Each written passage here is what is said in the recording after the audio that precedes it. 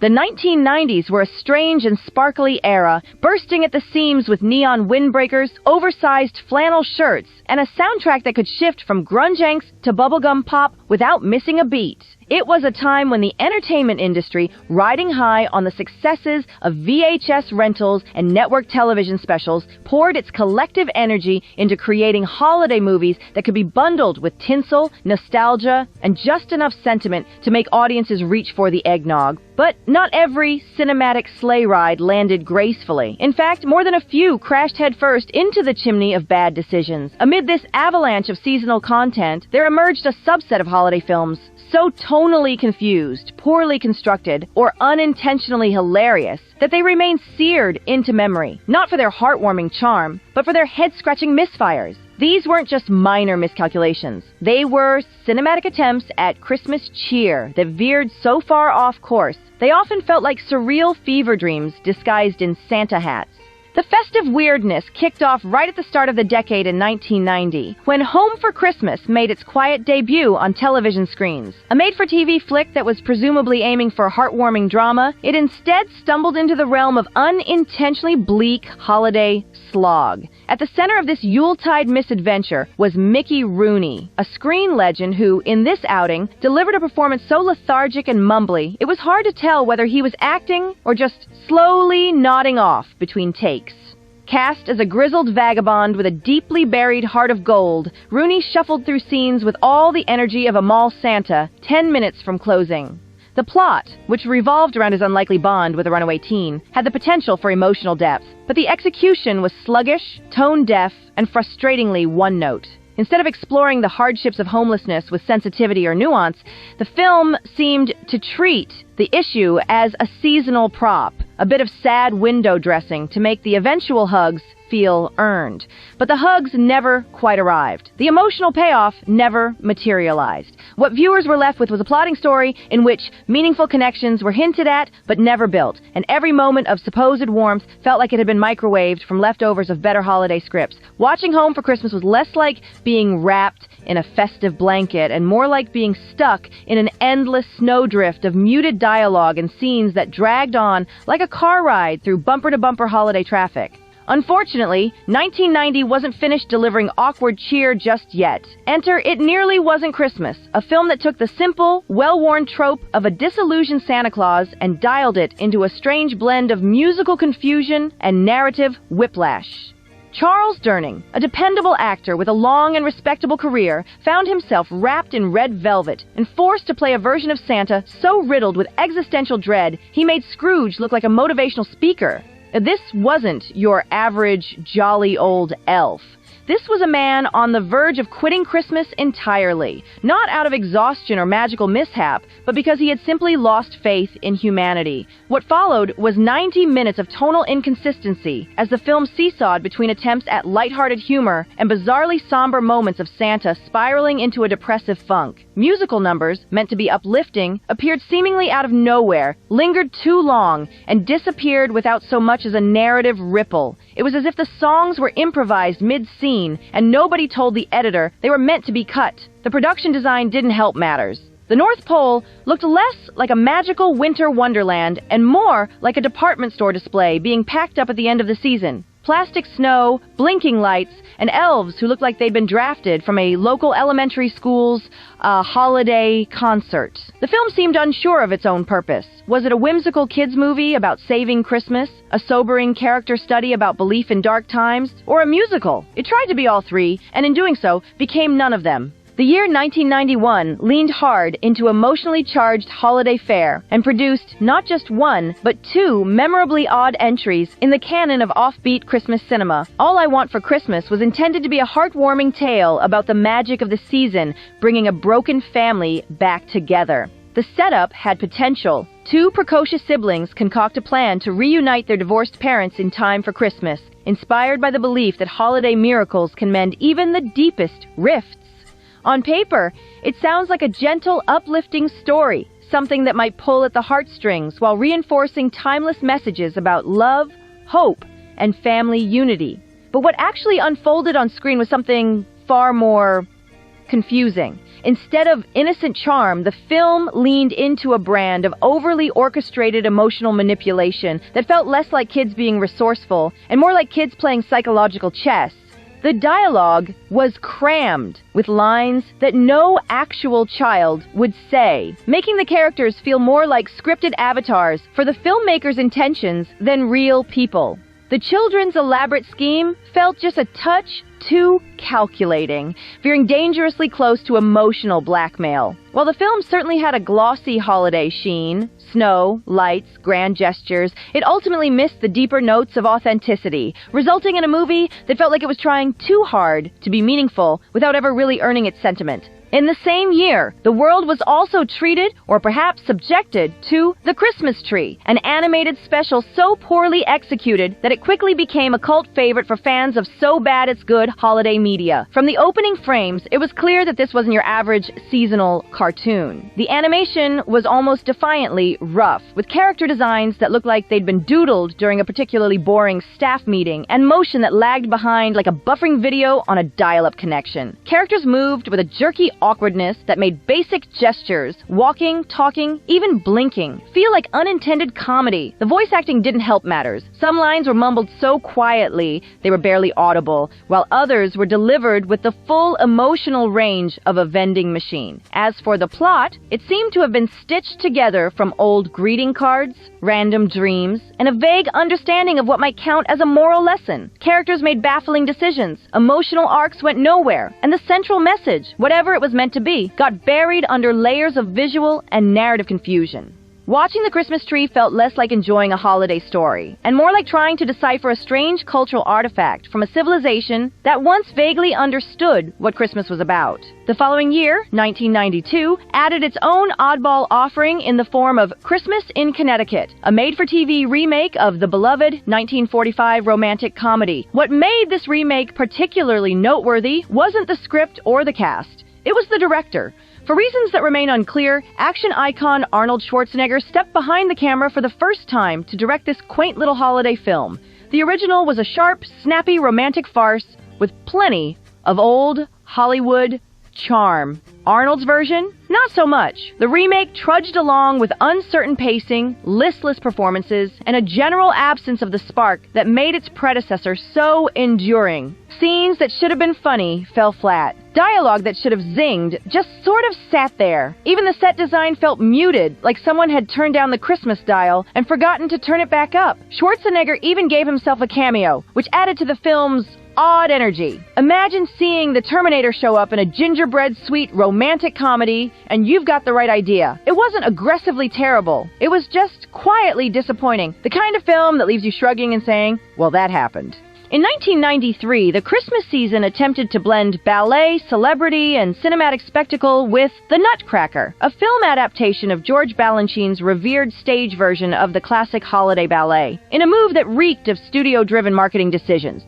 Child star Macaulay Culkin was cast in the titular role. Not to dance, not really to act, but mostly to stand around in fancy costumes and look recognizable. It was clear that Culkin's presence was designed to draw in viewers who adored him in Home Alone, but he appeared visibly disconnected from the production. While the dancers around him leapt and pirouetted with professional grace, Culkin drifted through scenes like a slightly confused guest who wasn't sure why he'd been invited. The film, technically beautiful with its lavish sets and costumes, lacked any sense of energy or narrative flow. Tchaikovsky's score was there. The choreography was elegant, but the overall experience felt oddly hollow, like watching a carefully preserved museum piece through a frosty window. Also, in 1993, the Look Who's Talking franchise limped into its third and final installment with Look Who's Talking Now, a holiday-tinged sequel that swapped its original Talking Babies gimmick for, why not, talking dogs. This wasn't just a tonal shift. It was a full-blown leap into absurdity, with celebrity-voiced canines providing inner monologues while John Travolta and Kirstie Alley went through the motions of a paper-thin family plot. Danny DeVito and Diane Keaton lent their voices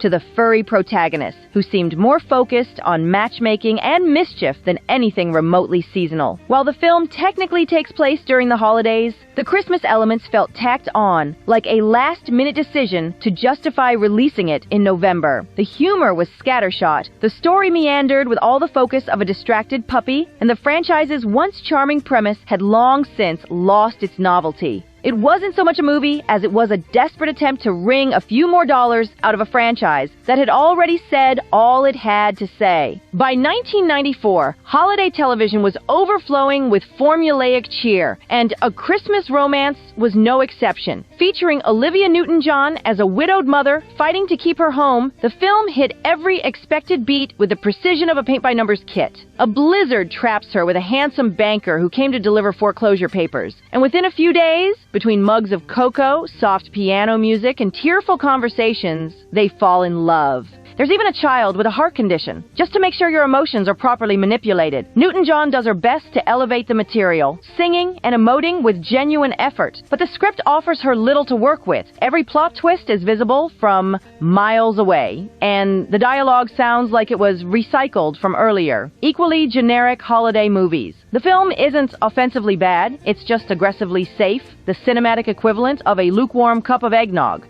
That same year, The Night Before Christmas tried to inject some whimsy into the season, but ended up delivering a half-hearted cartoon with all the charm of a soggy fruitcake. The story, which centers on two plucky mice trying to save Christmas from a bitter clockmaker, barely stretched to fill its short runtime. The animation, even by mid-90s standards, was dated and stiff. The mice were cute enough, but the backgrounds looked flat, the movement was awkward, and the color palette resembled a box of crayons left out in the sun. Attempts at humor landed with a thud, and the emotional stakes were both confusing and flimsy. The score repeated endlessly like a music box stuck on loop. And the entire experience felt more like a contractual obligation than a sincere attempt to create something magical. While it might have entertained the youngest viewers for a few minutes, anyone older than 6 was likely left wondering how something so bland could be packaged as holiday cheer. 1995 brought with it A Holiday to Remember, a made-for-TV festive melodrama that checked every single seasonal box with all the grace and subtlety of a marching band in a snow globe. Starring country music star Randy Travis in a rare foray into acting,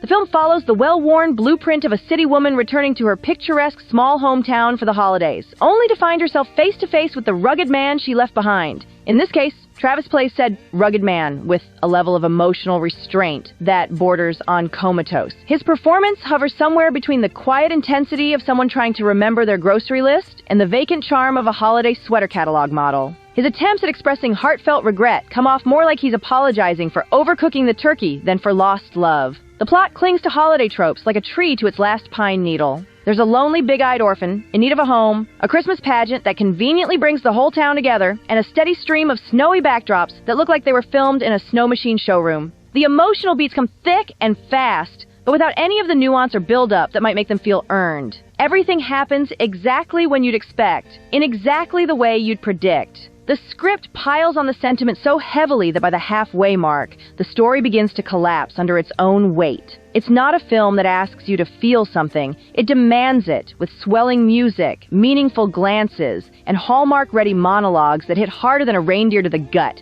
It's not entirely without charm, but the overall effect is less warm and fuzzy and more syrupy and overcooked.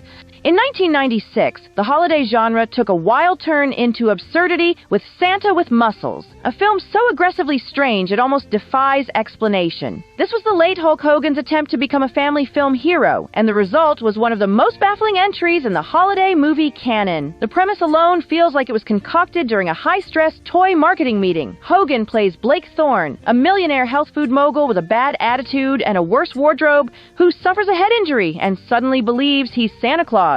Naturally, he dedicates his new life to protecting an orphanage under attack by a group of cartoonish villains obsessed with extracting magical crystals hidden beneath the building. Yes, crystals, magical, beneath an orphanage, on Christmas. From beginning to end, the movie operates in a strange, off-kilter reality where logic takes a permanent vacation. Hogan stomps around in a Santa suit that looks like it was cut from leftover gym towels, flexing his muscles and delivering lines with all the emotional range of a protein shake. The villains are so over the top, they might as well be Saturday morning cartoon rejects. And the fight scenes, yes, there are fight scenes, play out like the weirdest moments of a Lost Ninja Turtles episode. Dialogue is delivered in bursts of confusion and misplaced enthusiasm. The pacing is all over the place, and the film's tone swings from wacky slapstick to weird attempts at sincerity with zero warning. It's not just a bad Christmas movie. It's a genre implosion disguised as a family film. But in its own chaotic way, it's oddly mesmerizing, like watching a snow globe filled with glitter, plot holes, and the faint sound of a confused director yelling, "Cut!" from off-screen. Also in 1996 was An Angel for Christmas, released by Good Times Entertainment, known throughout the 1990s for their dubious array of flat, repetitive animated flicks that were either mockbusters released to siphon off sales from the big hitters at Disney, or tried and failed to retell classic fairy tales or folk stories with all the heart and charm of an obituary. An Angel for Christmas sought to win over the Christmas market and told the story of a peasant girl and her talking wolf coming to the town of Ironsville in order to break the rule of a mean factory worker who has banned Christmas in order to keep his employees working so that they can make what are ostensibly flanges, even though they don't look like flanges at all. Oh, and the peasant girl is an angel, by the way. It's supposed to be a twist, but it's about as subtle as a car crashing through your front window after skidding on black ice. What results is essentially a Christmas Carol, but with bland characters, underwritten songs, animation that is as flat as it is uninteresting, and Santa Claus, or at least he looks like Santa Claus, it's never confirmed, working as essentially the head of a Gestapo-style security team, snuffing out any hint that anyone may pine for Christmas. Whoever made this one really took a sideways view at the concept of a Christmas movie, because what resulted was a film as slow as molasses, as bland as a rice cracker, but worth a watch if you're in the mood for the very cheapest of the cheap when it comes to holiday animated specials. The 1997 entry, The Elf Who Didn't Believe, aimed for heartfelt, but landed somewhere between accidental parody and surreal art experiment. Centering on Elmer, a young elf who desires to be a real boy and, following the nebulous advice of a book, steals Santa's sleigh and speeds off into the night and the human world. Once on Earth, Elmer stumbles into the life of a lonely child, because of course he does, and the two begin a journey of mutual self-discovery. Or at least that's the idea. What actually unfolds is a jumbled parade of squeaky shoes, mismatched costumes, and dialogue that sounds like it was translated from English into Elf and back again by someone on a tight deadline. The performances are stilted, the emotional moments are forced, and the soundtrack, filled with tinny Casio jingles and keyboard sleigh bells, feels more like punishment than accompaniment. Despite, or maybe because of, its awkward charm and storybook cluelessness, the film has developed a certain so-bad-it's-entertaining allure. Watching it is like receiving a holiday card from a distant relative you barely remember. Well-intentioned, wildly off, and weirdly fascinating. By 1998, the holiday misfires kept coming. I'll Be Home for Christmas, a Disney-backed vehicle for Jonathan Taylor Thomas, was clearly intended to transition him from sitcom teen heartthrob into a bona fide leading man. Instead, it left audiences wondering why anyone thought a selfish, Porsche-obsessed college kid made for an appealing Christmas protagonist. The plot centers on Jake, who is dumped in the middle of the desert wearing a Santa suit by his classmates and must travel across the country in time for Christmas dinner to collect his reward, a shiny sports car. While there are nods to redemption and family along the way, most of the film's runtime is spent on episodic slapstick and smug banter that makes it hard to root for Jake at all. Tonally, the film whipsaws between goofy pratfalls and forced sentimentality, never quite managing to settle on whether it's a comedy, a heartfelt road movie, or an extended commercial for personal responsibility. The supporting characters feel one-dimensional, the gags are predictable, and the supposed emotional arc barely registers before the closing credits.